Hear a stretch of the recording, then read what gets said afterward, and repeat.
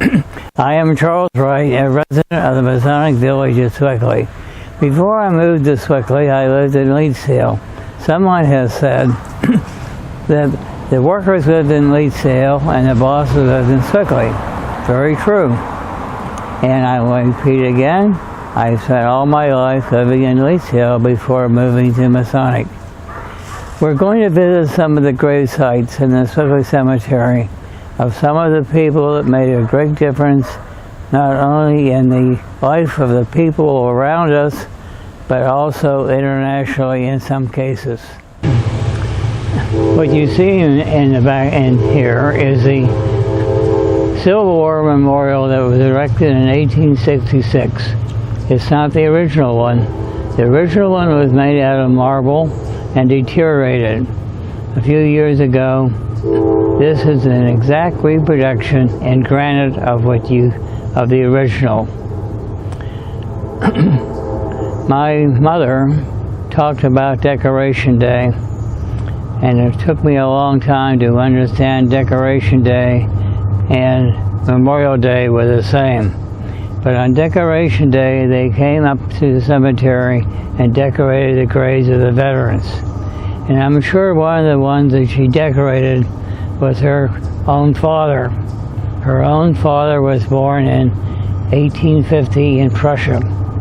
In 1865, in January, in New York, he enlisted in the U.S. Navy. Consequently, he was basically, rather technically, a veteran of the Civil War. Really didn't realize that until my mother passed away and his discharge papers came into my possession. I had the discharge papers framed and given to my son, who was at that time a civilian employee of the United States Navy. On Memorial Day, many years,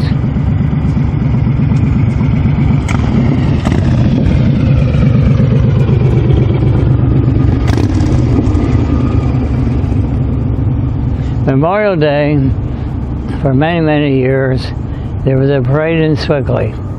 After the parade, everybody usually came up here to the cemetery, and where I'm standing, they had the Memorial Day services. This happened until the end of World War II. After World War II, we don't come up here anymore. We have the service down in the village of Sewickley.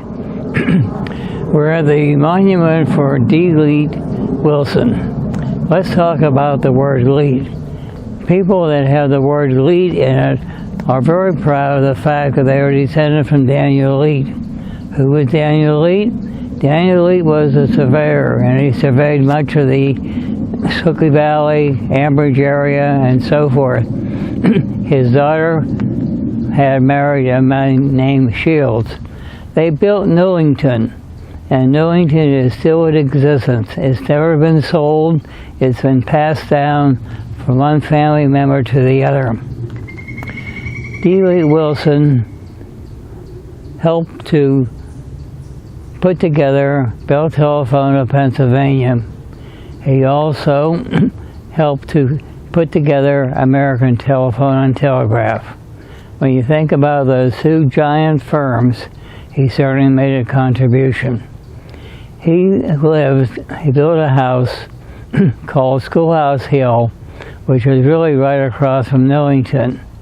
The Academy Field was his cow pasture. At one time there was a cow barn in the back end of that. Also there is a house that now is occupied by the Sewickley Academy headmaster. But when Mr. Wilson owned it, it was owned by his head gardener named Joe Kalin. Mr. Kalin was born in Switzerland, and he worked for Mr. Wilson for many years. During the epidemic and during World War I, Mr. Kalin lost a son in France. He lost a daughter and a wife, and his wife here in Sewickley.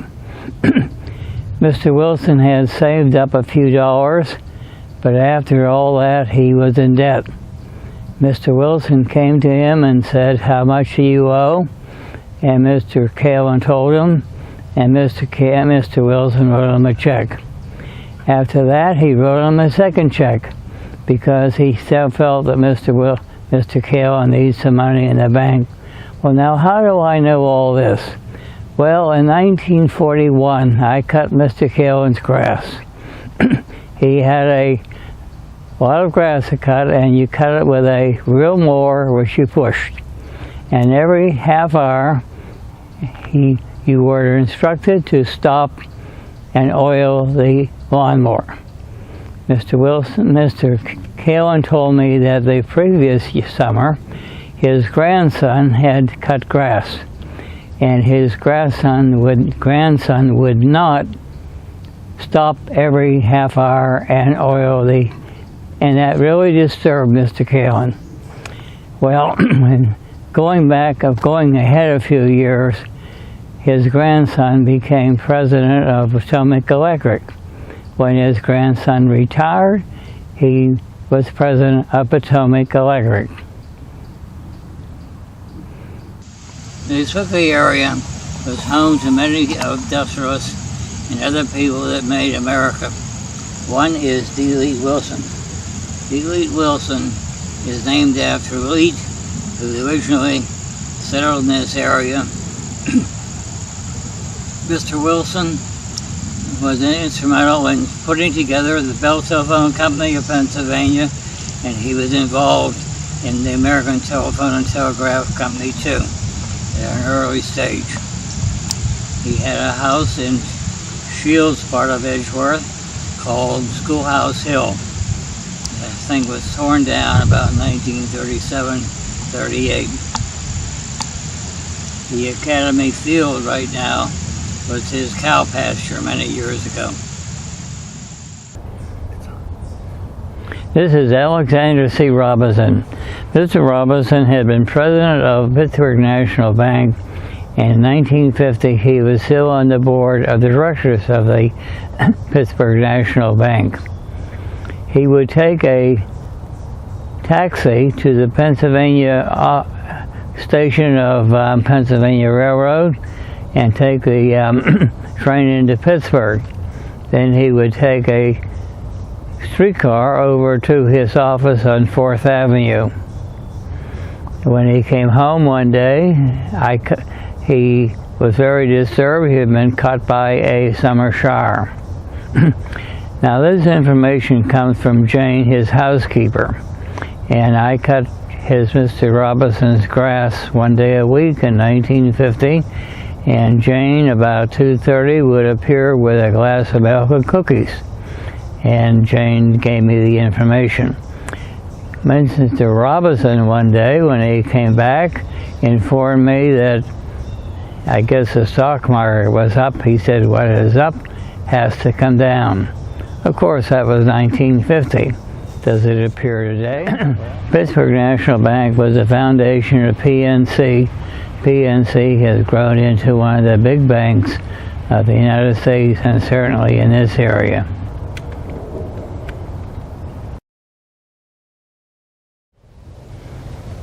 This is James Crease. James Crease was born in Leetsdale, and back in the days when there were no high schools around, he went to Pittsburgh to get an education, his secondary education. His father was a businessman. He had, for instance, the brickworks of the Economites in Leetsdale, and now his father had that. Mr. Crease eventually became vice president of Stevens Institute, and then somewhere during World War II, he became president of Drexel in Philadelphia. Let's go back a moment to his high school education. As I said, there were no high schools when he grew up in Leetsdale. Now, in the 20s, up and down the valley of the Monongahela, Allegheny in Ohio, high schools were built. And when World War II came along, the people that had the education were able to do the things that they did in World War II, like become bomber pilots and so forth. Back in those days, schools did not fail, students failed. Today we talk about failing high schools. Well, maybe schools are like a truck that is built to carry a certain amount, and when you put too much on that truck, it collapses. Maybe that's part of the problem today.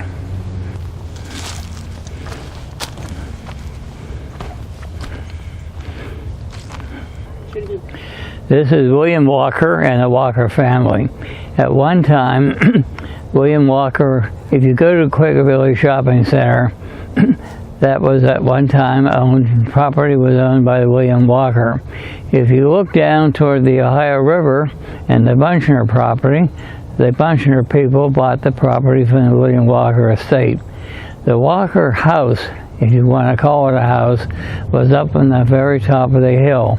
Today, Quaker Valley plans to build a high school up there, and it was about 140 acres. If you one of the companies that the Walker family owned was Hubbard and Walker, and that it's not around anymore because when Dick Cheney, who was eventually vice president, was president of Schlumberger, he bought the Hubbard and Walker company and eliminated it, became part of Schlumberger. One of the Walker's women married a fellow named D.T. Watson, and D.T. Watson was an attorney, and he was involved in the Alaskan Purchase back in the Civil War days, and he also was an attorney for Frick when Frick and Carnegie had their big battle, and Mr. Watson won over Mr. Carnegie, which is quite an achievement. The Watsons had no children, and when they died, they left their house on Camp Meeting Road, well, really the estate, for the E.T. Watson home for crippled children, and it's still in existence. Now we will go over to Katherine Walker, who was a daughter of William Walker, and Katherine Walker lived in the house after the Walker families died. And she loved horses. In fact, the Walker family loved horses, period.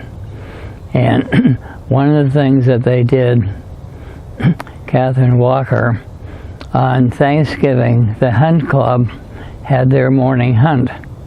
And afterwards, the hunt club was up to the Walkers, either by horse or by car. And by the way, if you drove up the driveway, it was a 1 mile drive up, going back and forth. And anyway, Katherine Walker had a buffet for the people from the hunt on Thanksgiving Day. Well, a little side story. When as I said, the Walkers loved horses, and the property up there was about 140 acres, and all through the hillsides there were bridle trails for the people to ride on. But anyway, when Katherine Walker passed away, one of her horses went to a niece down in Upperville, Virginia. Upperville, if you remember, is where Jackie Kennedy had a farm so she could ride, and that's where Paul Mellon had a little place down there too.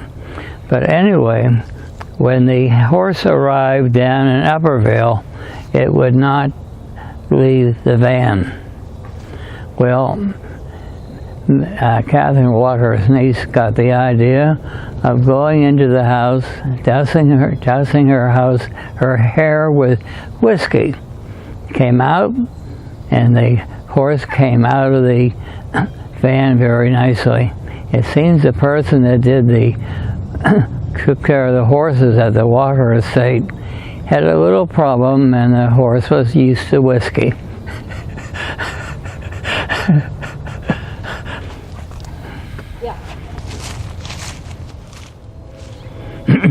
Here we have Dr. George Hubbard Clapp. An awful lot can be said about him, and I hope we are able to get most of it in.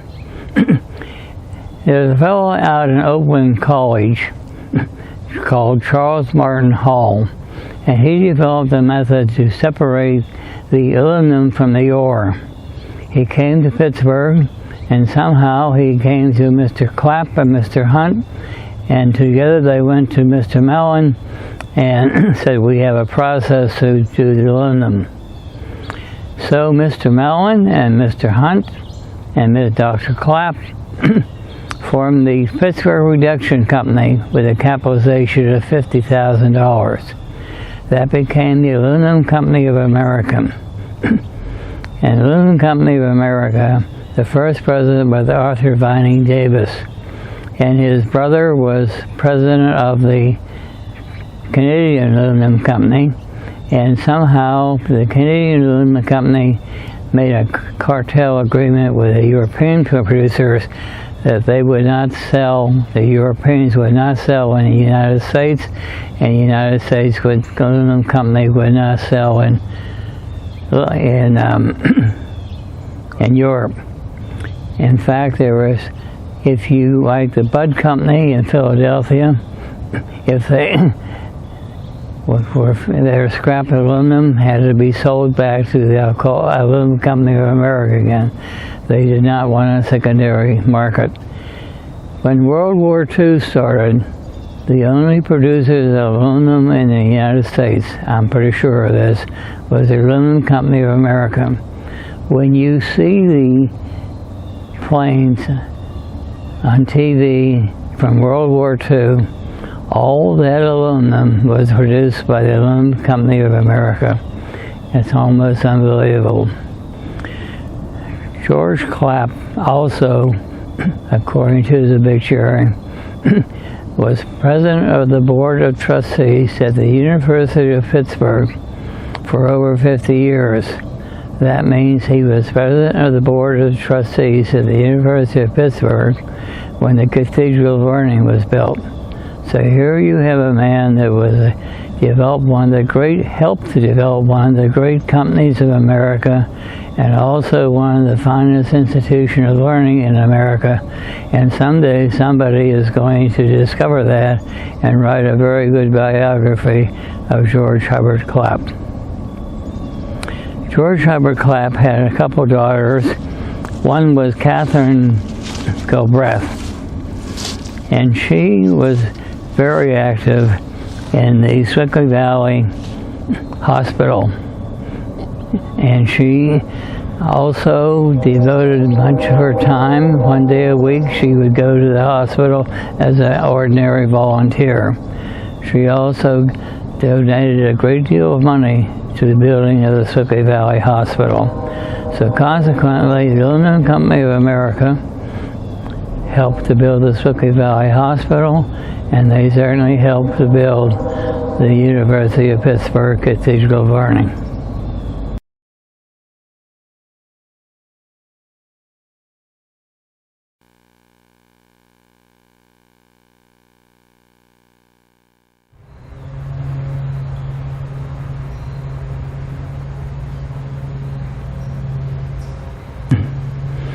We're standing in front of the monument to Mr. Claus.